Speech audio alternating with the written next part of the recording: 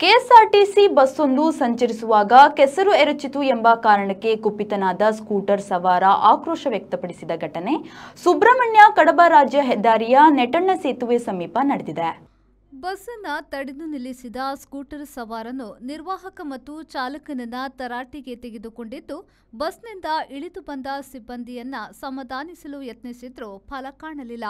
ಬಳಿಕ ಅವರು ಸ್ಕೂಟರಿಗಾದ ಕೆಸರನ್ನ ತೊಳೆಯಲು ಸಮೀಪದಲ್ಲಿ ಇರುವ ತೋಡಿನಿಂದ ಬಕೆಟ್ನಲ್ಲಿ ನೀರು ತುಂಬಿಸಿ ತಂದು ನೀಡುವ ಮೂಲಕ ಸವಾರನ ಕೋಪವನ್ನ ಶಮನಗೊಳಿಸಿದ್ರು ಎಂದು ತಿಳಿದು ಬಂದಿದೆ. ಈ ಘಟನೆಯ ವಿಡಿಯೋ ವೈರಲ್ ಆಗಿದೆ. Diwakar M, ವಿ4 news, Kadaba. Vasudeva Stores, store for your inner needs. Visit us to find trendy innerwear from major brands.